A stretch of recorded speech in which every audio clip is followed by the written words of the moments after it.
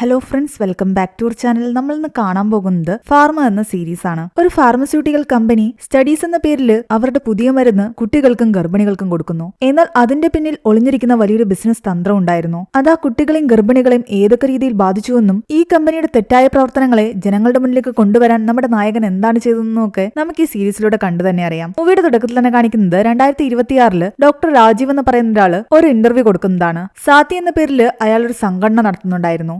വലിയ കമ്പനികൾ ലക്ഷക്കണക്കിന് രൂപയ്ക്ക് വിൽക്കുന്ന മരുന്നുകൾ ജനങ്ങളുടെ ഇടയിലേക്ക് സാധാരണക്കാരന് വാങ്ങാൻ പറ്റുന്ന ചെലവില് ആ മരുന്നുകൾ എത്തിക്കുക എന്നതായിരുന്നു സാത്തിയുടെ ലക്ഷ്യം. എന്നാൽ 2008 ഇവരുടെ സംഘടന സാത്തിയുടെ ആദ്യത്തെ മെഡിക്കൽ സ്റ്റോർ ഓപ്പൺ ചെയ്തപ്പോൾ തന്നെ വലിയ കമ്പനീസ് അത് തകർക്കാൻ പല ശ്രമങ്ങൾ നടത്തി. അതേ വർഷം തന്നെയായിരുന്നു നമ്മുടെ നായകനായ KP വിനോദ് ഒരു മെഡിക്കൽ റെപ്പായിട്ട് ജോലി ചെയ്യാൻ ആരംഭിക്കുന്നതും. RX ലൈഫ് എന്ന ഒരു ഫാർമസ്യൂട്ടിക്കൽ കമ്പനിയിലായിരുന്നു അവൻ ആദ്യമായിട്ട് ജോലിക്ക് കയറുന്നത്. ആ കമ്പനിയിലെ അലക്സ് എന്ന് പറയുന്ന ഒരാളുടെ കീഴിലായിരുന്നു അവൻ ആദ്യത്തെ പോസ്റ്റിംഗ്. അവനെ ആദ്യം കണ്ടപ്പോൾ തന്നെ ആഹാരം കഴിച്ചു എന്ന് ചോദിച്ചുകൊണ്ട് ഒരു ഹോട്ടലിൽ പോയി അവൻ ആഹാരവും വാങ്ങിച്ചു കൊടുത്തിട്ട് നേരെ അവനെ അയാൾ ജോലിക്ക് കൊണ്ടുപോവുകയായിരുന്നു. അവന്റെ അമ്മ ഒരു ഫാർമസിസ്റ്റ് ആണ്. ആവക കാര്യങ്ങളിൽ അവൻ അത്യാവശ്യം നല്ല അറിവുണ്ടെന്ന് അവൻ പറയുമ്പോഴും അയാൾ അതൊന്നും മൈൻഡ് ചെയ്യുന്നില്ല. നീ മുൻപ് പഠിച്ച കാര്യങ്ങളെല്ലാം മറന്നേക്ക്, ഇവിടെ നിന്നോട് എന്താണോ പറയുന്നത് അത് മാത്രം ചെയ്താൽ മതി എന്നാണ് അലക്സ് പറയുന്നത്. തൽക്കാലം അവന് താമസിക്കാൻ ഒരു റൂം അവർ സെറ്റാക്കി കൊടുക്കുന്നു. അതിനുശേഷം ഓരോ ഹോസ്പിറ്റലിലും കൊണ്ടുപോയി അവിടുത്തെ ഡോക്ടേഴ്സിനെ എല്ലാം തന്നെ അവന് പരിചയപ്പെടുത്തി കൊടുക്കുകയായിരുന്നു. ആദ്യം ഒരു ഹോസ്പിറ്റലിലേക്ക് ചെല്ലുമ്പോൾ അവിടെ വെച്ച് അവനെ പോലെ ഒരുപാട് മെഡിക്കൽ റെപ്പുമാര് ഡോക്ടേഴ്സിനെ കാണാൻ വെയിറ്റ് ചെയ്ത് നിൽക്കുന്നത് കാണുന്നുണ്ട്.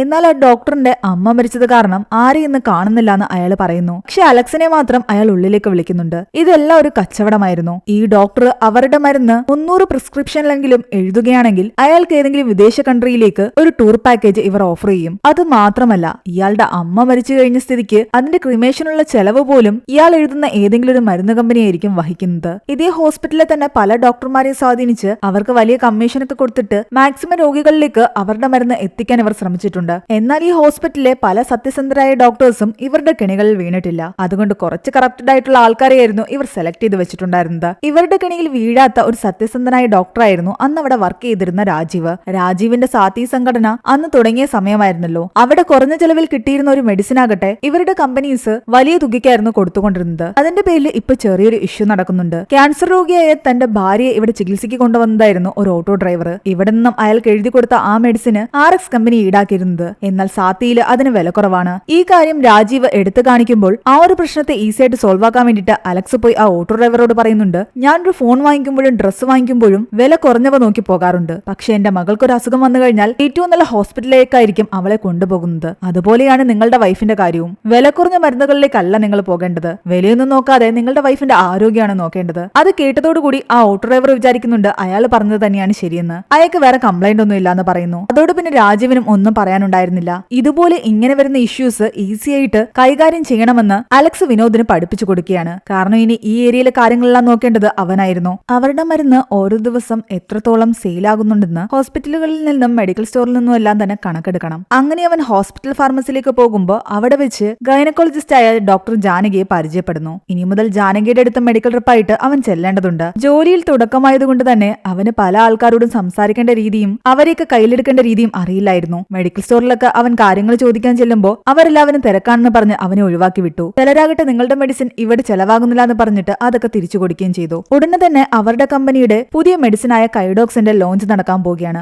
ഗർഭിണികൾക്ക് കൊടുക്കാൻ പറ്റിയ മെഡിസിൻ ആയിരുന്നു അത്. ഒരു സ്റ്റഡീസിന്റെ ഭാഗമായിട്ട് കൂടിയാണ് ആ മെഡിസിൻ അവർ ലോഞ്ച് ചെയ്യുന്നത്. അങ്ങനെ ആ ഏരിയയിലുള്ള ഓരോ ഹോസ്പിറ്റലുകളിലും അലക്സ് കൊണ്ടുപോയി വിനോദിനെ പരിചയപ്പെടുത്തുകയായിരുന്നു. അടുത്തതായിട്ട് ശ്രീനിവാസ് എന്ന് പറയുന്ന ഒരു ഡോക്ടറിന്റെ അടുത്ത് വിനോദ് ഡയറക്റ്റ് ആയിട്ട് സംസാരിക്കാമെന്ന് പറയുന്നു. എന്നാൽ അവന്റെ സംസാരം ആ ഡോക്ടറിന് ഇഷ്ടപ്പെട്ടില്ല. അയാൾ അവനോട് ഇറങ്ങിപ്പോകാൻ പറയുന്നു. അലക്സ് പറയുന്നുണ്ട് ഓൾറെഡി അയാൾ കുറച്ച് മുൻകോപക്കാരനാണ്, അയാളോട് നിൽക്കേണ്ട രീതിയിൽ നിൽക്കണം. ഇയാൾ മാത്രം നമ്മളോട് അത്രയധികം അടുത്തിട്ടില്ല. അതുകൊണ്ട് നീ ഓവറാക്കാതെ അയാളെ എങ്ങനെയെങ്കിലും കയ്യിലെടുക്കാൻ നോക്കണം. പതിയെ താൻ പഠിച്ചെടുത്തോളാമെന്നാണ് വിനോദ് അലക്സിനോട് പറയുന്നത്. വിനോദിന് ഒരു കാമുകി ഉണ്ടായിരുന്നു, നന്ദ എന്നാണ് അവളുടെ പേര്. അവളും ഇതേ ഫീൽഡിൽ തന്നെയായിരുന്നു വർക്ക് ചെയ്യുന്നത്. അന്ന് വിനോദ് വീട്ടിലേക്ക് പോകുന്ന വഴിക്ക് അവൻ സാത്തിയുടെ ഒരു മെഡിക്കൽ സ്റ്റോർ കുറച്ച് ആൾക്കാർ ചേർന്ന് കത്തിക്കുന്നത് കാണുന്നുണ്ട്. വലിയ വലിയ ഫാർമസ്യൂട്ടിക്കൽ കമ്പനികളാണ് ഇതിന്റെ പിന്നിലെന്ന് അവനറിയാം. കത്തിക്കൊണ്ടിരിക്കുന്ന ആ മെഡിക്കൽ സ്റ്റോറിനെ നോക്കിക്കൊണ്ടിരിക്കുന്ന രാജീവിനെ വിനോദ് ശ്രദ്ധിക്കുന്നുണ്ട്. എത്രയൊക്കെയാണെങ്കിലും അത് നല്ലൊരു സംഘടനയാണെന്ന് വിനോദിനറിയാം. അതുകൊണ്ട് ആ ഒരു അവസ്ഥ കണ്ടപ്പോൾ വിനോദിന്റെ കണ്ണ് നിറയുന്നുണ്ടായിരുന്നു. അത് രാജീവും ശ്രദ്ധിക്കുന്നു. അവിടെയാണ് ഈ സീരീസിന്റെ ആദ്യത്തെ എപ്പിസോഡ് അവസാനിക്കുന്നത്. സീരീസിന്റെ രണ്ടാമത്തെ എപ്പിസോഡിന്റെ തുടക്കത്തിൽ 10 വർഷങ്ങൾക്ക് ശേഷമുള്ള ഒരു ദിവസമാണ് കാണിക്കുന്നത്. 2018 മഷൂദ് എന്ന് പറയുന്ന ഒരു പയ്യൻ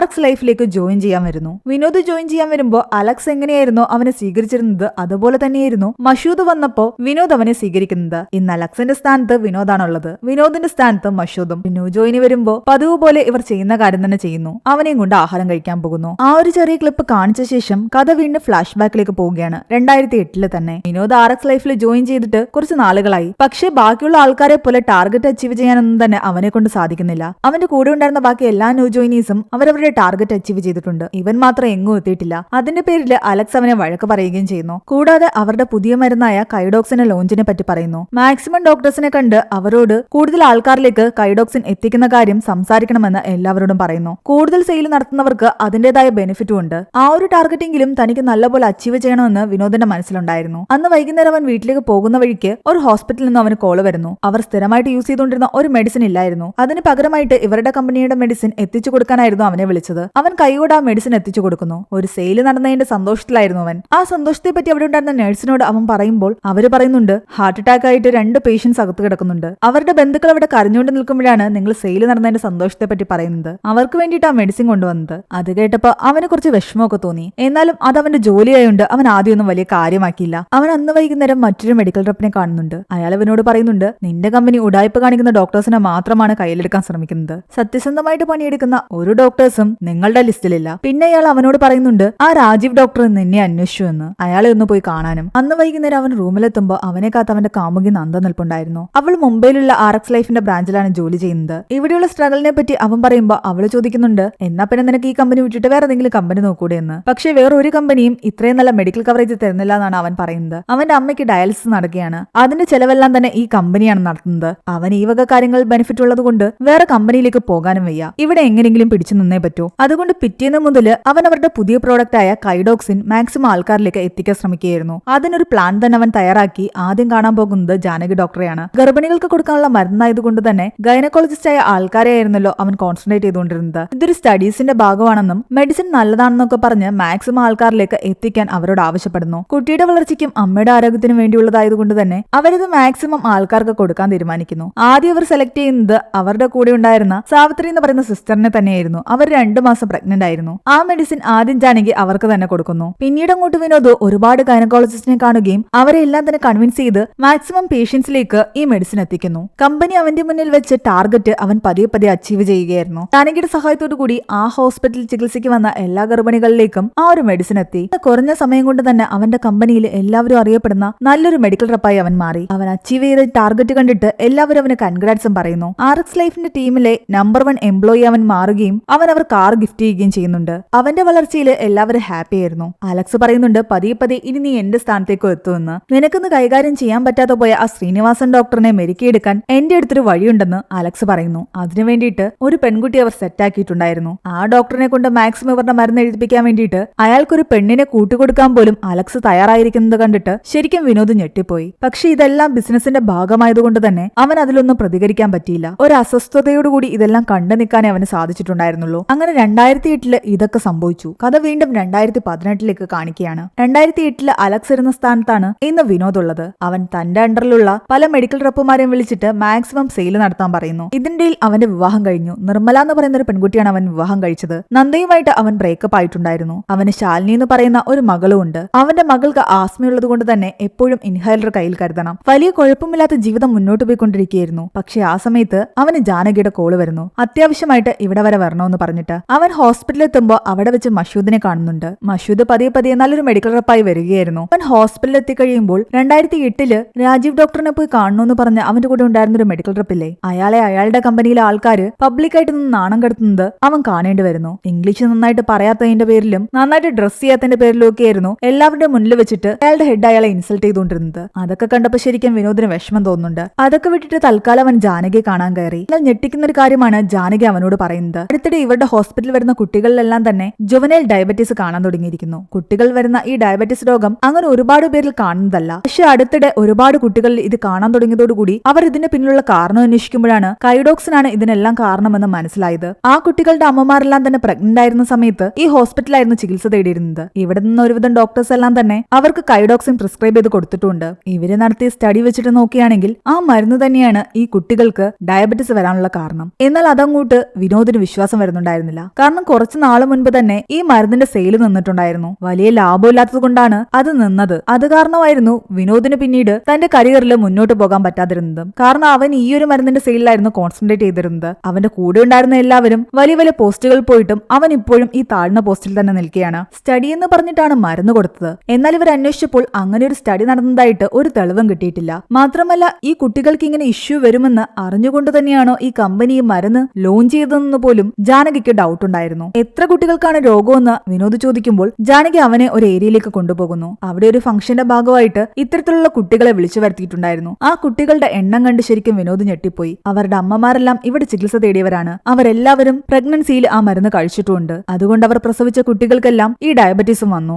ഇവിടെയാണ് രണ്ടാമത്തെ എപ്പിസോഡ് അവസാനിക്കുന്നത്. മൂന്നാമത്തെ എപ്പിസോഡിൽ കാണിക്കുന്നത് 2016 മഹാരാഷ്ട്ര ബോർഡറിൽ നടക്കുന്ന കാര്യങ്ങളാണ്. അവിടെ ഒരു കമ്പനിയിലെ മെഷീൻ ശരിയാക്കാൻ വേണ്ടിയിട്ട് വർക്ക്ഷോപ്പിൽ ജോലി ചെയ്തിരുന്ന കാച്ചി എന്ന് പറയുന്ന ഒരാളെ വിളിച്ചു കൊണ്ടുപോകുന്നു. എന്നാൽ അയാൾ അവിടെ കാണുന്ന കാഴ്ച ഞെട്ടിക്കുന്നതാണ്. ലോക്കൽസ് ആയിട്ടുള്ള കുറെ ആൾക്കാർ അവിടെ ഇരുന്ന് ഗുളികകൾ ഉണ്ടാക്കുന്നു. അതെല്ലാം കവറിൽ നിറയ്ക്കുകയും ചെയ്യുന്നുണ്ട്. പലരും ഗ്ലൗസ് പോലും ഇട്ടിട്ടില്ല. ഇതെല്ലാം വലിയ വലിയ കമ്പനികളിലേക്കാണ് പോകുന്നത്. ആ ഏരിയ എല്ലാം അയാൾ ഇങ്ങനെ നടന്ന് കാണുകയായിരുന്നു. പക്ഷെ ഇയാൾ സാധാരണ ഒരു വർക്ക്ഷോപ്പുകാരനായിരുന്നില്ല. അയാളുടെ ശരീരത്തിൽ ഒരു ക്യാമറ പിടിപ്പിച്ചിട്ടുണ്ടായിരുന്നു. ഇതെല്ലാം തന്നെ സാത്തി എന്ന സംഘടനയുടെ പ്ലാനിംഗ് ആയിരുന്നു. ഇല്ലീഗലായിട്ട് മരുന്നുകൾ നിർമ്മിക്കുകയും വിപണിയിലേക്ക് കൊണ്ടുപോവുകയും ചെയ്യുന്ന ആൾക്കാരെ കണ്ടെത്തുകയായിരുന്നു ആ സംഘടനയുടെ അപ്പോഴത്തെ ലക്ഷ്യം. എന്നാൽ കാച്ചിയുടെ കയ്യിലെ ക്യാമറ അവിടെ ഉണ്ടായിരുന്ന ആൾ കാണുകയും അവരെല്ലാവരും ചേർന്നിട്ട് അവനെ പിടിക്കാൻ ശ്രമിക്കുന്നു. പക്ഷെ വിദഗ്ധമായിട്ട് അവരുടെ എല്ലാവരുടെയും കയ്യിൽ നിന്ന് രക്ഷപ്പെട്ട് കാച്ചിയ തെളിവുകളുമായിട്ട് പുറത്തു കടന്നു. ഇത് 2016 നടന്നത്. കഥ വീണ്ടും ഫ്ലാഷ് ബാക്കിലേക്ക് പോകുന്നു. 2008 കാലഘട്ടം. വിനോദ് ട്രെയിനിയായിട്ട് ജോലി ചെയ്തിരുന്ന കാലഘട്ടം. അവന്റെ കമ്പനി ആ സമയത്തായിരുന്നല്ലോ കൈഡോക്സിൻ ലോഞ്ച് ചെയ്തിരുന്നത്.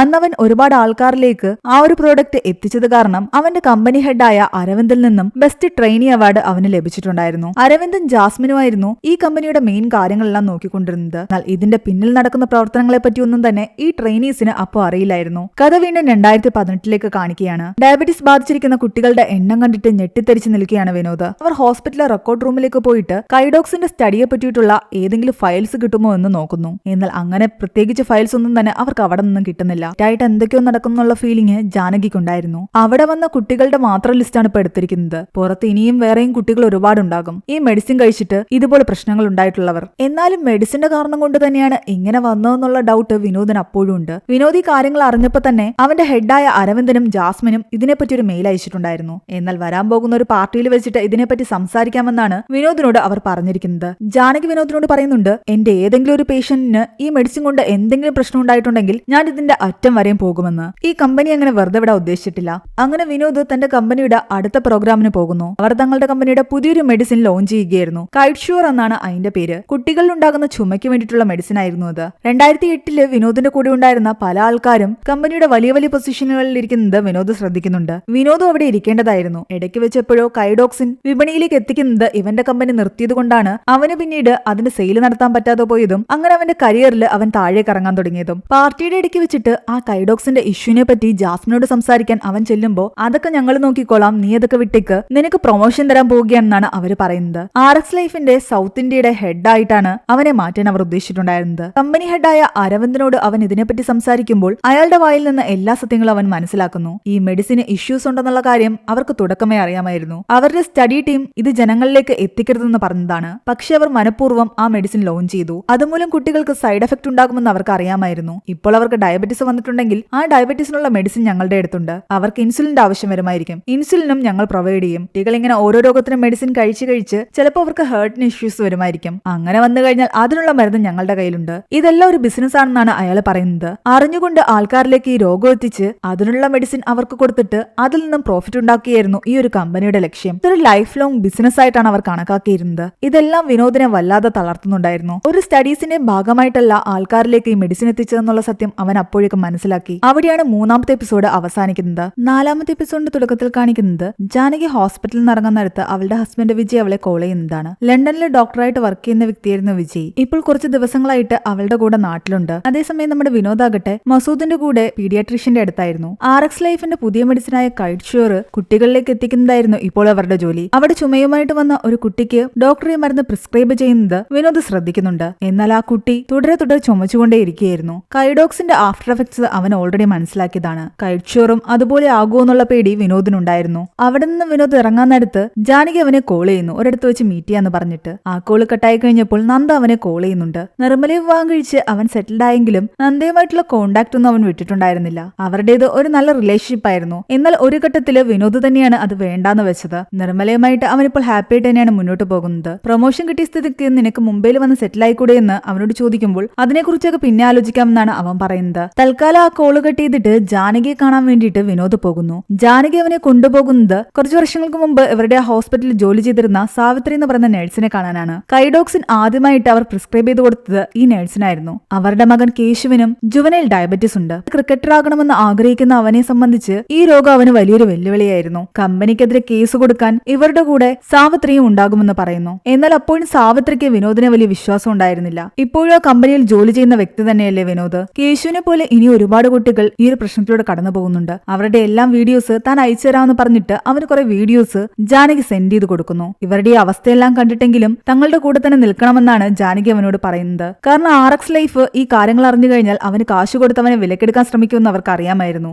എന്നാൽ അതിനൊന്നും താൻ കൂട്ടുനിൽക്കില്ല എന്നും നിങ്ങളുടെ കൂടെ തന്നെ നിൽക്കുമെന്നും വിനോദ് പറയുന്നു. അവർക്കെതിരെ കുറച്ച് തെളിവുകൾ കൂടി സംഘടിപ്പിക്കാൻ വേണ്ടിയിട്ട് അവൻ അലക്സിനെ കാണുന്നുണ്ട്. വിനോദ് ജോയിൻ ചെയ്ത സമയത്ത് അലക്സ് ജോലിക്കുണ്ടായിരുന്നെങ്കിലും കുറച്ചു കാലം കഴിഞ്ഞപ്പോൾ അയാൾ ഈ ജോലിയൊക്കെ വിട്ടിട്ട് റിയൽ എസ്റ്റേറ്റിലേക്ക് കടന്നിട്ടുണ്ടായിരുന്നു. ഇപ്പൊ RX ലൈഫിനെതിരെ തെളിവുകൾ സംഘടിപ്പിക്കാൻ ഇയാൾ ഹെൽപ്പ് ചെയ്യുന്നതിന് മറ്റൊരു കാരണമുണ്ട്. അയാളുടെ കുട്ടിക്ക് ക്യാൻസർ ആണ്. ഇന്ന് അയാൾക്ക് പല കാര്യത്തിലും കുറ്റബോധമുണ്ട്. വർഷങ്ങൾക്ക് മുമ്പ് വില കൂടിയ മരുന്ന് വാങ്ങിക്കുന്നതിൽ ഒരു തെറ്റുമില്ലെന്ന് പറഞ്ഞിരുന്ന അയാളാകട്ടെ ഇന്ന് തന്നെ കുഞ്ഞിന് വേണ്ടിയിട്ട് മരുന്ന് വാങ്ങിക്കാൻ ഇറങ്ങിത്തിരിക്കുമ്പോഴാണ് അതിന്റെ ബുദ്ധിമുട്ടുകളെല്ലാം മനസ്സിലാക്കി തുടങ്ങിയത്. ഡോക്സിനെ സംബന്ധിച്ചുള്ള ചില ഫയൽസ് എല്ലാം തന്നെ അയാളുടെ കയ്യിൽ നിന്ന് കിട്ടി. കൂടാതെ ജാനകി അയച്ചു കൊടുത്ത വീഡിയോയും കൂടി കണ്ടതോടുകൂടി ആ കമ്പനിക്കെതിരെ ശക്തമായി മുന്നോട്ട് പോകണമെന്ന് തന്നെയായിരുന്നു വിനോദിന്റെ തീരുമാനം. കുട്ടികളുടെയൊക്കെ മുഖം അവന്റെ മനസ്സിൽ കിടക്കുന്ന കാരണം രാത്രിയിൽ ഞെട്ടി എഴുന്നേറ്റ് സ്വന്തം മകളുടെ ഷുഗർ വരെ അവൻ ടെസ്റ്റ് ചെയ്ത് നോക്കുന്നുണ്ട്. തന്റെ മകളും ഈ അവസ്ഥയിലൂടെയാണ് കടന്നു പോകുന്നതെന്ന് അറിയാൻ വേണ്ടിയിട്ട് അവന്റെ വൈഫ് അവനെ സപ്പോർട്ട് ചെയ്യുന്നുണ്ട് ഈ കമ്പനിക്കെതിരായിട്ട് മുന്നോട്ട് പോകാൻ വേണ്ടിയിട്ട്. അതേസമയം RX ലൈഫിൽ നിന്ന് ജാസ്മിൻ ആകട്ടെ അവനെ നിരന്തരം വിളിച്ചുകൊണ്ടിരിക്കുകയായിരുന്നു ഇവിടുത്തെ ഇഷ്യൂസ് സോൾവ് ചെയ്യാൻ വേണ്ടിയിട്ടാണ്. കൈഡോക്സിനെ സംബന്ധിച്ചുള്ള എല്ലാ ഫയൽസും കണ്ടെത്തിയത് നശിപ്പിക്കാനായിരുന്നു അവരുടെ തീരുമാനം. അതിനുവേണ്ടിയിട്ട്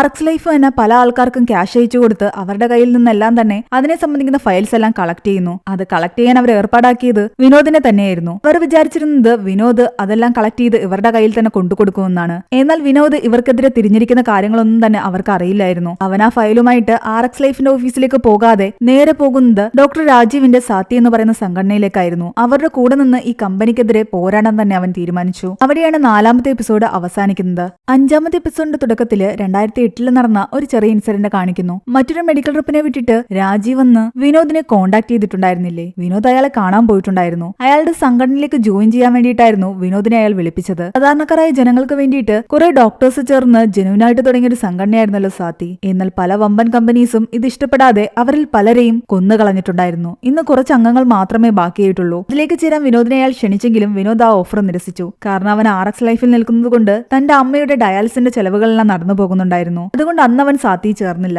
എന്നാൽ ഇന്ന് RX ലൈഫിന്റെ സത്യങ്ങൾ മനസ്സിലാക്കി അവൻ സാത്തിയുടെ കൂടെ നിൽക്കാൻ തുടങ്ങി. RX ലൈഫ് തന്നെ കാശ് കൊടുത്ത് അവരുടെ ഫയൽസ് കളക്ട് ചെയ്ത് അവരുടെ കയ്യിൽ എത്തിക്കാൻ പറഞ്ഞപ്പോൾ അവരെ ചതിച്ചുകൊണ്ടാണല്ലോ അവൻ ഇതെല്ലാം സാത്തിയുടെ കയ്യിൽ എത്തിച്ചത്. അതുകൊണ്ട് അവരെന്തായാലും ഇവന്റെ പിറകെ ഉണ്ടാകും. ഒന്ന് കരുതിയിരുന്നു കൊള്ളാൻ ജാനകി അവനോട് പറയുന്നു. കൂടാതെ ബാധിക്കപ്പെട്ട കുറച്ച് പേഷ്യൻസിനെയും പ്രിസ്ക്രൈബ് ചെയ്തതിൽ സത്യം തുറന്നു പറയാൻ തയ്യാറായ കുറെ ഡോക്ടേഴ്സിനെ എല്ലാം ചേർത്തിട്ടായിരുന്നു ഇവർ കേസുമായിട്ട് മുന്നോട്ട് പോകാൻ തീരുമാനിച്ചിരുന്നത്. സാത്തിയിലേക്ക് ചേരുന്നതിന് മുമ്പ് തന്നെ വിനോദ് RXലേക്ക് റിസൈൻ ലെറ്റർ അയച്ചിട്ടുണ്ടായിരുന്നു. അവനെ കൊണ്ടാവുന്ന ഹെൽപ്പൊക്കെ അവൻ ചെയ്തിട്ട് വൈഫിനെയും കുട്ടിയും കൊണ്ട് ദുബായിലേക്ക് പോകാനായിരുന്നു അവന്റെ തീരുമാനം. കുറച്ച് ദിവസങ്ങൾ കൂടി അവനിവിടെ ഉണ്ടാകുമെന്ന് അവരോട് പറയുന്നു. അതിനിടയ്ക്ക് ഇവന് നന്ദയുടെ കോള് വരുന്നുണ്ട്. ഇവിടെയുള്ള ആൾക്കാര് ആകെ ഡേഞ്ചറസ് ആണ്, നീ സാത്തിയുടെ കൂടെ ചേരാൻ പാടില്ലായിരുന്നു എന്നാണ് അവള് പറയുന്നത്. എന്നാൽ അവിടെയുള്ള ആ ആൾക്കാരുടെ കൂട്ടത്തിൽ നീയുമില്ലേന്ന് അവൻ തിരിച്ചു ചോദിക്കുന്നു. അവൾക്ക് മറുപടി ഉണ്ടായിരുന്നില്ല. വിനോദിനെ രാജീവ് ഡോക്ടർ സാത്തിയിലെ മറ്റംഗങ്ങളെ പരിചയപ്പെടുത്തുന്നു. അവരെല്ലാവരും ചേർന്നിട്ടാണ് ഈ ഒരു സംഘടന മുന്നോട്ട് കൊണ്ടുപോകുന്നത്. മഹാരാഷ്ട്ര ബോർഡറിൽ വെച്ചിട്ട് ഇവർ നടത്തിയ മിഷനെ പറ്റിയും അതിലൂടെ ഇവർ ശേഖരിച്ച തെളിവുകളെ പറ്റിയെല്ലാം തന്നെ വിനോദിനോട് പറയുകയും ആ വീഡിയോസ് കാണിച്ചു കൊടുക്കുകയും ചെയ്യുന്നു. കൂടാതെ വർഷങ്ങൾക്ക് മുമ്പ് വിനോദിന്റെ ഒരു സുഹൃത്തു കൂടിയായ മെഡിക്കൽ റെപ്പിനെ അയാളുടെ ഹെഡ് പബ്ലിക്കായിട്ട് ഇൻസൾട്ട് ചെയ്തിരുന്നില്ലേ. ആ വ്യക്തി ആ ജോലി രാജിവെച്ചിട്ട് സാത്തിയുടെ കൂടെ ജോയിൻ ചെയ്തിട്ടുണ്ടായിരുന്നു. അയാളെയും വിനോദ് അവിടെ വെച്ച് കാണുന്നു. തൈഡോക്സിൻ ആദ്യം പ്രിസ്ക്രൈബ് ചെയ്ത് കൊടുത്തത് സാവത്രിക്കായിരുന്നല്ലോ. അതുകൊണ്ട് തന്നെ കുറ്റബോധം വിനോദിന്റെ മനസ്സിൽ കിടപ്പുണ്ട്. പോകുന്നതിന് മുമ്പ് വിനോദ് സാവത്രിയും മകനെയും പോയി കാണുന്നു. അവരുടെ മകന് ഒരു ക്രിക്കറ്റ് ബാറ്റ് ഗിഫ്റ്റ് ആയിട്ടും കൊടുക്കുന്നുണ്ട്. അവൻ ഇടയ്ക്കിടയ്ക്ക് ഷുഗർ ടെസ്റ്റ് ചെയ്യാനുള്ള ഉപകരണങ്ങളും കൊടുക്കുന്നു. എന്നാൽ ഇതിന്റെയൊന്നും ആവശ്യമില്ലാന്ന് പറഞ്ഞിട്ട് അവരതെല്ലാം തിരിച്ചു കൊടുക്കുമ്പോൾ വിനോദ് പറയുന്നുണ്ട്, ചെയ്ത തെറ്റിന് ഇതൊന്നും പകരമാവില്ല എന്നറിയാം, പക്ഷെ അത് ദിവസം ഓർമ്മിപ്പിക്കാൻ വേണ്ടിയിട്ട് ആസ്മയുള്ളൊരു മകൾ എന്റെ വീട്ടിലും ഉണ്ട്. അവൻ അങ്ങനെയൊക്കെ പറഞ്ഞപ്പോൾ അവർ ആ സാധനങ്ങളെല്ലാം വാങ്ങി. അതേസമയം വിനോദും ജാനകിയും കേസുമായിട്ട് മുന്നോട്ട് പോകുന്നെന്ന് മനസ്സിലാക്കിയതോടുകൂടി ജാനകിക്കെതിരെ പല പ്രശ്നങ്ങളും ഹോസ്പിറ്റലിൽ നടക്കുന്നു. ഓൾറെഡി മരിച്ചുപോയൊരു പേഷ്യന്റിനെ ഹോസ്പിറ്റലിലേക്ക് കൊണ്ടുവരുന്നുണ്ട്. ഡ്യൂട്ടി കഴിഞ്ഞ് തിരിച്ചു പോകാൻ തുടങ്ങിയ ജാനകിയെ തന്നെ തിരിച്ചു വിളിച്ച് ആ പേഷ്യന്റിനെ നോക്കാൻ പറയുന്നു. എന്നിട്ട് പിന്നീട് ആ പേഷ്യന്റിന്റെ റിലേറ്റീവ് ആണെന്ന് പറഞ്ഞിട്ട് കുറച്ച് ആൾക്കാർ അവിടെ വന്ന് പ്രശ്നം ഉണ്ടാക്കുന്നു. കാരണം ആ പേഷ്യന്റ് ഇവളുടെ കൈപ്പിഴ കൊണ്ടാണ് മരിച്ചതെന്നാണ് അവർ പറയുന്നത്. എന്നാൽ പേഷ്യന്റ് ഓൾറെഡി മരിച്ചതാണെന്ന് അവൾ പറഞ്ഞിട്ടും അത് കേൾക്കാതെ അവരാകട്ടെ അവളെ അടിക്കുന്നു. ആ സമയത്ത് വിനോദ് അവിടെ ഉണ്ടായിരുന്നതുകൊണ്ട് അവളെ സേഫ് ആയിട്ട് അവിടെ നിന്നും പുറത്തേക്ക് കൊണ്ടുപോകുന്നുണ്ട്. ഇതെല്ലാം തന്നെ ഹോസ്പിറ്റലിലെ മറ്റൊരു ഡോക്ടർ നിരീക്ഷിക്കുന്നുണ്ടായിരുന്നു. വിനോദിന്റെ കൂടെ ഒരുമിച്ചാണ് അവൾ പോയതെന്ന് അയാൾ മനസ്സിലാക്കി. വിനോദ് നേരെ അവളെയും കൊണ്ടുപോകുന്നത് അവളുടെ വീട്ടിലേക്കാണ്. അവളുടെ ഹസ്ബൻഡ് കുറച്ചു ദിവസം മുമ്പ് ലണ്ടനിലേക്ക് തിരിച്ചു പോയിട്ടുണ്ടായിരുന്നു. ഇതിന്റെ എല്ലാം പിന്നിൽ RX ലൈഫ് ആണെന്ന് ജാനകിക്ക് ഏകദേശം ഉറപ്പായിരുന്നു. എന്തായാലും ഹോസ്പിറ്റലിന്റെ ഭാഗത്തു നിന്ന് പോലീസിൽ കംപ്ലൈന്റ് ചെയ്തിട്ടുണ്ടെന്നാണ് പറഞ്ഞിരിക്കുന്നത്. കുറച്ചു കഴിയുമ്പോൾ അവിടേക്ക് പോലീസ് വരുന്നു. എന്നാൽ ആ കംപ്ലൈന്റിന്റെ കാര്യം സംസാരിക്കാനായിരുന്നില്ല പോലീസ് വന്നത്. RX ലൈഫിൽ നിന്ന് എന്തൊക്കെയോ കാര്യങ്ങൾ വിനോദ് മോഷ്ടിച്ചു എന്ന് പറഞ്ഞിട്ട് അവരൊരു കേസ് കൊടുത്തിട്ടുണ്ടായിരുന്നു. അത് കാരണം അവനെ അറസ്റ്റ് ചെയ്യാൻ വേണ്ടിയിട്ടാണ് പോലീസുകാർ വന്നത്. തൽക്കാലം അവൻ അവരുടെ കൂടെ പോകുന്നു. എന്നാൽ അവനെ പുറത്തിറക്കാനുള്ള എല്ലാ കാര്യങ്ങളും രാജീവും ജാനകിയും ചേർന്ന് ചെയ്യുന്നു. അവിടെയാണ് 5ാമത്തെ എപ്പിസോഡ് അവസാനിക്കുന്നത്. 6ാമത്തെ എപ്പിസോഡിന്റെ തുടക്കത്തിൽ കാണിക്കുന്നത് രാജീവ് ഡോക്ടറെയാണ്. അയാളുടെ വൈഫിന് ക്യാൻസർ ആയിരുന്നു. കീമോതെറാപ്പി ചെയ്തുകൊണ്ടിരിക്കുകയാണ്. അയാൾ ഈ കേസിനൊക്കെ പോകുമ്പോഴും തന്റെ വൈഫിനെയും ശ്രദ്ധിക്കാൻ മറന്നിട്ടുണ്ടായിരുന്നില്ല. ഇതിന്റെയൊക്കെ പിന്നാലെ പോകുമ്പോൾ ഒരുപാട് ക്യാഷ് ചെലവുണ്ട്. അമർഗിരി എന്ന് പറയുന്ന വലിയൊരു വക്കീലിനെയാണ് ഈ കേസിന് വേണ്ടി അവർ കൊണ്ടുവന്നത്. അതിനുവേണ്ടി ലക്ഷങ്ങൾ അയാൾക്ക് ചെലവുണ്ടായിരുന്നു. അങ്ങനെ പിന്നീട് കാണിക്കുന്നത് കേസിന്റെ കാര്യവുമായിട്ട് രാജീവ് കോടതിയിലേക്ക് വരുന്നതാണ്. ആ സമയമാണ് ഹോസ്പിറ്റലിൽ നിന്ന് അയാൾക്ക് മെസ്സേജ് വരുന്നത് അയാളുടെ വൈഫ് മരിച്ചുവെന്ന്. എന്നാൽ അതിലൊന്നും പതറാതെ അയാൾ ആ കേസുമായിട്ട് മുന്നോട്ട് പോകുന്നു. അതേ ടൈമില് ജാനകി ഒരു ഹാപ്പി ന്യൂസ് അറിയുന്നു. അവൾ പ്രഗ്നന്റ് ആണ്. ഫോണിലൂടെ ഈ വിവരം വിജയോട് പറയാൻ അവൾക്ക് താല്പര്യം ഉണ്ടായിരുന്നില്ല. അതുകൊണ്ട് ലണ്ടനിൽ നേരിട്ട് പോയി സർപ്രൈസ് കൊടുക്കാനായിരുന്നു അവൾ തീരുമാനിച്ചിരുന്നത്. ഒരാഴ്ചത്തേക്ക് അവൾ ലീവ് എടുക്കുകയും ചെയ്യുന്നു. അങ്ങനെ അവൾ വണ്ടി ഓടിച്ച് പോകുന്ന വഴിക്ക് ഹോസ്പിറ്റലിൽ ഒരു നേഴ്സ് അവളെ കോൾ ചെയ്തിട്ട് എവിടെയാന്ന് ചോദിക്കുന്നു. ആലുവ വരെ പോവുകയാണെന്ന് അവൾ പറയുന്നു. എന്നാൽ ആ കോള് കട്ട് ചെയ്ത് കഴിഞ്ഞപ്പോൾ അവൾക്ക് ഡൗട്ട് തോന്നുന്നുണ്ട് മനഃപൂർവ്വം താൻ എവിടെയാണെന്ന് അറിയാൻ വേണ്ടിയിട്ട് ആരെങ്കിലും വിളിച്ചതാണോ എന്ന്. അത് കാരണം അവൾ പെട്ടെന്ന് യൂടേൺ എടുത്ത് വേറെ എങ്ങോട്ടോ പോകുന്നു. അതിനുശേഷം കുറെ ടൈം കഴിഞ്ഞാണ് അവൾ വിനോദിനെ കാണാൻ പോകുന്നത്. വിനോദിന് ജാമ്യം കിട്ടിയിട്ടുണ്ടായിരുന്നു. വിനോദിനെ കൂട്ടിക്കൊണ്ടുപോകാൻ നിർമ്മലയും മകളും വന്നിട്ടുണ്ട്. അവർ ഉടനെ തന്നെ ദുബായിലേക്ക് പോകുമെന്ന് പറയുന്നു. താനും നാളെ ലണ്ടനിലേക്ക് പോവുകയാണെന്ന് ജാനകിയും പറയുന്നു. അങ്ങനെ രണ്ടുപേരും രണ്ടു വഴിക്ക് പോയി. എന്നാൽ അവരെ ഫോളോ ചെയ്ത് RX ലൈഫിന്റെ ആൾക്കാരുണ്ടായിരുന്നു. ഒരു ലോറി വന്ന് ജാനകിയുടെ വാഹനത്തിൽ ഇടിക്കുകയും അവൾ മരിക്കുകയും ചെയ്തു. ആ ന്യൂസ് കേട്ട് ശരിക്കും വിനോദ് ഞെട്ടിപ്പോയിരുന്നു. അവളുടെ മരണാനന്തര ചടങ്ങിലേക്ക് പങ്കെടുക്കാൻ വിനോദ് വരുന്നുണ്ട്. ആ സമയം അവിടേക്ക് സാവിത്രിയും അവരുടെ മകനും വരുന്നുണ്ട്. ഈ കേസുമായിട്ട് ബന്ധപ്പെട്ട് സാക്ഷി പറയാൻ നിൽക്കുന്ന എല്ലാവരെയും RX ലൈഫ് നോട്ടോട്ടിരിക്കുകയാണെന്ന് വിനോദിനറിയാം. അടുത്തതായിട്ട് ഇവരുടെ ജീവനും അപകടത്തിലാവുമെന്ന് വിനോദിന് പേടിയുണ്ടായിരുന്നു. അവിടെ നിന്ന് അവർ തിരിച്ചു പോകുന്ന വഴിക്ക് അവരെ ഫോളോ ചെയ്തൊരു വണ്ടി പോകുന്നത് വിനോദ് ശ്രദ്ധിക്കുന്നു. പെട്ടെന്ന് വിനോദ് അവിടെ ഉണ്ടായിരുന്ന മഷൂദിനോട് പറയുന്നുണ്ട് ബൈക്ക് എടുക്ക്, നമുക്ക് ആ വണ്ടിയുടെ പിന്നാലെ പോകണമെന്ന്. നല്ല മഴ പെയ്യുന്നുണ്ടായിരുന്നു. അവർ രണ്ടുപേരും റെയിൻകോട്ട് ഇട്ടാണ് ആ വണ്ടിയെ ഫോളോ ചെയ്തു പോകുന്നത്. എന്നാൽ അതൊരു ട്രാപ്പായിരുന്നു. ആ വണ്ടിയിലുണ്ടായിരുന്ന ആൾക്കാര് വിനോദിനെയായിരുന്നു ലക്ഷ്യമിട്ടിട്ടുണ്ടായിരുന്നത്. പക്ഷേ വിനോദാണെന്ന് തെറ്റിദ്ധരിച്ച് അവർ അറിയാതെ പാലത്തിന്റെ മുകളിൽ നിന്നും മസൂദിനെ തള്ളിയിടുന്നു. വിനോദിന് പകരം അവിടെ മസൂദാണ് മരിക്കുന്നത്. അതോടെ പ്രശ്നങ്ങൾ രൂക്ഷമായി കൊണ്ടിരിക്കുകയായിരുന്നു. അവിടെയാണ് 6ാമത്തെ എപ്പിസോഡ് അവസാനിക്കുന്നത്.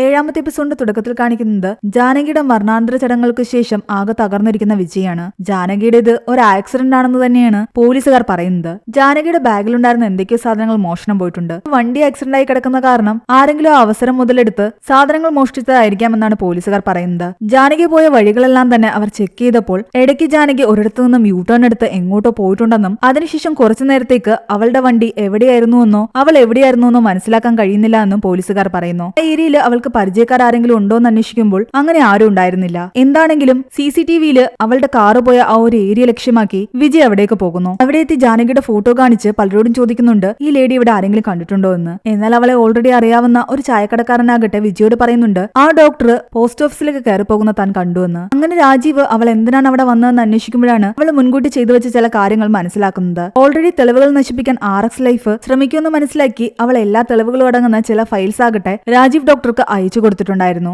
അതിൽ സാവിത്രിയുടെ കുട്ടിയുടെ ഡീറ്റെയിൽസ് ആയിരുന്നു ഉണ്ടായിരുന്നത്. തന്റെ വൈഫിന്റെ മരണത്തിന് കാരണക്കാരായവർക്ക് ശിക്ഷ വാങ്ങിക്കൊടുക്കാൻ സാത്തിയുടെ കൂടെ വിജയൻ നിൽക്കാൻ തീരുമാനിച്ചു. അതേസമയം ഇവിടെ RX ലൈഫില് മസൂദിന്റെ മരണത്തിൽ എല്ലാവരും ദുഃഖിതരായിരുന്നു. എന്നാൽ നന്ദയ്ക്കറിയാം ഇത് ആള് മാറി ചെയ്ത കൊലയാണെന്ന്. അത് കാരണം അവളുടെ മനസ്സിൽ ഒരുപാട് സംഘർഷങ്ങൾ നടക്കുകയാണ്. RX ലൈഫിന്റെ കൂടെ മുന്നോട്ട് പോകണോ വേണ്ടയോ എന്ന് അവൾ ചിന്തിച്ചുകൊണ്ടിരിക്കുകയായിരുന്നു. വിനോദാകട്ടെ ദുബായിലേക്ക് പോകാൻ തീരുമാനിച്ചിരുന്നതാണല്ലോ. എന്നാൽ ജാനകിയുടെ മരണവും മസൂദിന്റെ മരണവും ഒക്കെ സംഭവിച്ചതോടുകൂടി അവൻ ആ തീരുമാനം മാറ്റുന്നു. വൈഫിനെയും മകളെയും ദുബായിലേക്ക് അയച്ച ശേഷം അവൻ നേരെ സാത്തിയിലേക്ക് വരുന്നു. RX ലൈഫിന്റെ തകർച്ച കണ്ടിട്ടേ താനിനി പിന്നോട്ടുള്ളൂ എന്നാണ് അവൻ പറയുന്നത്. എന്നാൽ ഇതിന്റെ പിറകെ ഇറങ്ങി തിരിച്ചു കഴിഞ്ഞാൽ ഒരുപാട് സമയം നഷ്ടമാകുമെന്നും ഒരുപാട് കാശ് നഷ്ടമാകുമെന്നൊക്കെ രാജീവ് പറയുന്നുണ്ട്. പലയിടങ്ങളിലും നമ്മൾ തോറ്റുപോയേക്കാം. കാരണം ഇത്രയും വർഷങ്ങളായിട്ട് ഞാൻ ഇതുപോലെ കുറെ ശ്രമിച്ചതാണ്. 27 കേസുകൾ ഇവർക്കെതിരെ ഉണ്ടായിരുന്നു. അതിൽ 7 കേസ് മാത്രമാണ് നമ്മൾ ജയിച്ചത്. എന്നാൽ അവൻ പറയുന്നുണ്ട് ഒരു സെയിൽസ്മാനായ ഞാൻ വെയിലും കാറ്റും പൊടിയും എല്ലാം കൊണ്ട് കഷ്ടപ്പെട്ടിറങ്ങിയാണ് ഇവരുടെ കമ്പനിക്ക് വേണ്ടി ഇത്രയും പ്രവർത്തിച്ചത്. എനിക്ക് ഇവരുടെ കമ്പനിയെ ഇല്ലാതാക്കാൻ വേണ്ടിയിട്ട് എത്ര വേദനകളും സഹിക്കാൻ പറ്റും. അങ്ങനെ പിന്നീട് അങ്ങോട്ട് അവൻ RS ലൈഫിന് എതിരായിട്ടുള്ള തെളിവുകൾ ശേഖരിക്കാൻ തുടങ്ങി. പലയിടങ്ങളിലും പോയിട്ട് കൈഡോക്സിൻ മൂലം പ്രശ്നമുണ്ടായ പലരുടെയും ഡീറ്റെയിൽസ് കളക്ട് ചെയ്യുന്നു. വിജയുടെ കൂടെ ചേർന്ന് ഇവരെല്ലാവരും മീഡിയയുടെ മുന്നിൽ മസൂദിന്റെയും ജാനകിയുടെയും മരണത്തെപ്പറ്റി സംസാരിക്കുന്നുണ്ട്. അതൊരു ആക്സിഡന്റ് അല്ല എന്നും കൊലപാതകമാണെന്നും പറയുന്നു.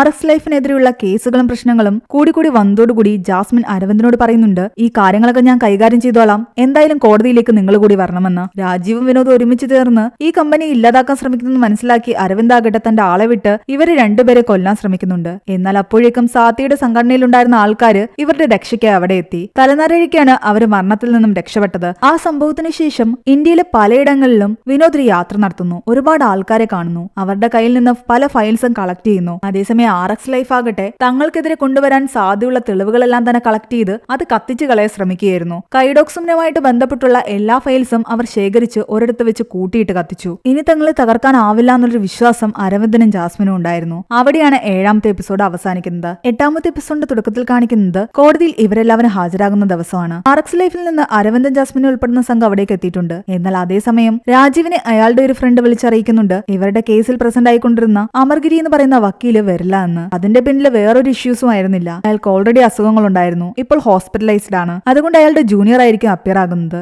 എന്നാൽ അതോടുകൂടി രാജീവിന് കുറച്ച് പ്രതീക്ഷ നഷ്ടപ്പെടാൻ തുടങ്ങി. കേസുമായിട്ട് ഇത്രയും നല്ല രീതിയിൽ അടുപ്പുണ്ടായിരുന്ന അമർഗിരി വരാതിരുന്നു കഴിഞ്ഞാൽ അതിൽ പ്രശ്നങ്ങൾ ഉണ്ടാകുമെന്ന് രാജീവിന് പേടിയുണ്ടായിരുന്നു. അങ്ങനെ കോടതിയിൽ വാദം തുടങ്ങി. പക്ഷേ ഈ പ്രശ്നങ്ങളെല്ലാം പെട്ടെന്ന് ഒതുക്കി തീർക്കാനായിരുന്നു RX ലൈഫ് തീരുമാനിച്ചിരുന്നത്. കൈഡോക്സിൻ കാരണം പല സൈഡ് എഫക്ട്സും വന്നിട്ടുണ്ടെന്ന് തങ്ങൾക്കറിയാം. അതുകൊണ്ട് അതിന് കോമ്പൻസേഷൻ കൊടുക്കാൻ തങ്ങൾ തയ്യാറാണെന്നാണ് RX ലൈഫ് പറയുന്നത്. ബാധിക്കപ്പെട്ട ഓരോ കുട്ടികൾക്കും 20 ലക്ഷം രൂപയായിരുന്നു അവർ ഓഫർ ചെയ്തിരുന്നത്. ആ ഒരു ഓഫർ സ്വീകരിക്കാൻ ഒരുവിധപ്പെട്ട എല്ലാ ഫാമിലീസും തയ്യാറാവുകയും ചെയ്യും. ഇങ്ങനൊരു കേസിൽ ഒരു കോമ്പൻസേഷൻ കൊടുത്ത് കാര്യങ്ങൾ ഒത്തുതീർക്കുകയാണെങ്കിൽ അത് തന്നെയായിരുന്നു കോടതിയെ സംബന്ധിച്ച് നല്ലത്. ഈ കേസ് നമ്മൾ തോക്കുമോ എന്ന് സാവത്രിയോട് അവരുടെ മകൻ ചോദിക്കുന്നുണ്ട്. എന്നാൽ ഈ കോമ്പൻസേഷൻ വാങ്ങിച്ച് എല്ലാവരും പോയി കഴിഞ്ഞാൽ കേസ് നമ്മൾ തോക്കുമെന്ന് സാവത്രി പറയുന്നു. കാരണം കൈഡോക്സിൻ ഇപ്പോൾ വിപണിയിലുള്ള മരുന്നല്ല. അവര് വാദിച്ചിരിക്കുന്നത് ആ പ്രശ്നങ്ങൾ മനസ്സിലാക്കിയതുകൊണ്ട് അവരതിന്റെ സെയിൽ നിർത്തിയെന്നാണ്. ഇതിനു മുൻപ് സംഭവിച്ച കാര്യങ്ങൾക്ക് അവർ കോമ്പൻസേഷൻ കൊടുക്കുകയാണെങ്കിൽ കേസ് അങ്ങനെ ഇല്ലാതെയാക്കും. പ്രശ്നമൊന്നും ഉണ്ടാകില്ല എന്ന് വിചാരിച്ച് സന്തോഷത്തോടു കൂടി അവിടെ നിന്നും തിരിച്ചു പോകാൻ തുടങ്ങിയ അരവിന്ദനെ കാത്തിരുന്നത് ഒരുപാട് വണ്ടികളിൽ വന്നിറങ്ങിയ കുട്ടികളായിരുന്നു. ഇന്ത്യയിലെ പല ഭാഗത്തു നിന്നും ഉണ്ടായിരുന്ന കുട്ടികളും ഫാമിലിയും. ഇവിടെ വിനോദ് ഒരു ബാക്കപ്പ് പ്ലാൻ വെച്ചിട്ടുണ്ടായിരുന്നു. കൈഡോക്സിൻ ഓൾറെഡി നിരോധിച്ചതാണ്.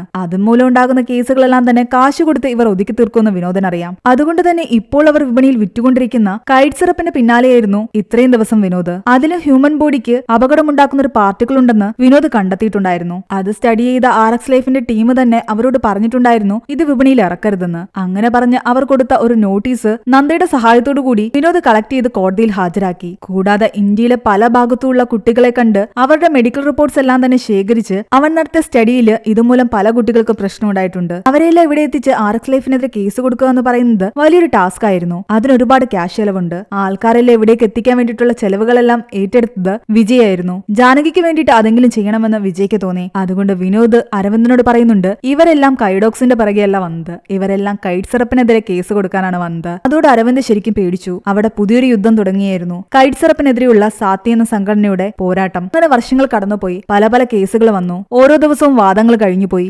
എന്നെങ്കിലും ഒരിക്കൽ ജയിക്കുമെന്നുള്ള വിശ്വാസം അവർക്കുണ്ടായിരുന്നു. പിന്നീട് കാണിക്കുന്നത് 2026 നോർത്ത് ഇന്ത്യയിലെ ഏതോ ഒരു ലോഡ്ജില് ഒറ്റയ്ക്ക് കഴിയുന്ന അരവിന്ദ്. അയാളുടെ അവസ്ഥ വളരെ മോശമായിരുന്നു. RX ലൈഫിനെതിരെ വന്ന കേസുകളെല്ലാം തന്നെ അയാൾ തോറ്റു. അന്ന് ന്യൂസിൽ കാണിക്കുന്നുണ്ടായിരുന്നു ആ കമ്പനി അടച്ചു പൂട്ടാൻ ഉത്തരവിട്ടു എന്ന്. ഇതിൽ പോയ അയാളെ എത്രയും പെട്ടെന്ന് പിടിക്കാൻ പോലീസുകാരോട് കോടതി പറയുന്നുണ്ട്. തന്റെ സാമ്രാജ്യം നഷ്ടപ്പെട്ട ദുഃഖത്തിലും തനിക്കിന് തിരിച്ചു വരാൻ പറ്റത്തില്ല എന്നുള്ള സത്യം മനസ്സിലാക്കിയതുകൊണ്ടും ആ ലോഡ്ജ് മുറിയിൽ അരവിന്ദ് ആത്മഹത്യ ചെയ്യുകയാണ്. കമ്പനി പൂട്ടിയതിലും സത്യം ജയിച്ചതിലും ഒരുപാട് പേർ ഹാപ്പിയായിരുന്നു. സാവത്രിയുടെ മകൻ ഇപ്പോൾ ക്രിക്കറ്റ് കളിക്കുന്നുണ്ട്. നന്ദ മറ്റൊരിടത്ത് പുതിയ ജോലിയുമായിട്ട് സെറ്റിലായിരിക്കുന്നു. വിജയ് മരിച്ചുപോയ ജാനകിയുടെ പേരിൽ പുതിയൊരു ഹോസ്പിറ്റൽ ആരംഭിച്ചു. രാജീവ് ഡോക്ടറിന്റെ സാത്തി എന്ന ക്ലിനിക്കിലേക്ക് ഒരുപാട് പേഷ്യൻസ് വരാൻ തുടങ്ങി. സാത്തി ലോകമെങ്ങും അറിയപ്പെടുന്ന ഒരു സംഘടനയായി. അതിന്റെ CEO ആയിട്ട് വിനോദ് വരികയും ചെയ്തു. പുതിയ തലമുറയിലുള്ള ഒരുപാട് പേർ അവരുടെ ടീമിലേക്ക് ജോയിൻ ചെയ്യുന്നു. കറപ്റ്റഡ് ആയിട്ടുള്ള പല കമ്പനീസിനെതിരെയായിരുന്നു അവരുടെ പോരാട്ടം. അടുത്തതായിട്ട് വാക്സിൻസ് വിൽക്കുന്ന കമ്പനീസിനെതിരെയാണ് അവർ പോരാടാൻ പോകുന്നതെന്ന് കാണിച്ചുകൊണ്ടാണ് ഈ ഒരു സീരീസ് അവസാനിക്കുന്നത്. ഈ ഒരു സീരീസിന്റെ സ്റ്റോറി എങ്ങനെയുണ്ടായിരുന്നു നിങ്ങൾ താഴെ കമന്റ് ചെയ്യുക. എക്സ്പ്ലനേഷൻ ഇഷ്ടപ്പെട്ടെങ്കിൽ വീഡിയോ ലൈക്ക് ചെയ്യാനും നമ്മുടെ ചാനൽ സബ്സ്ക്രൈബ് ചെയ്യാനും മറക്കണ്ട.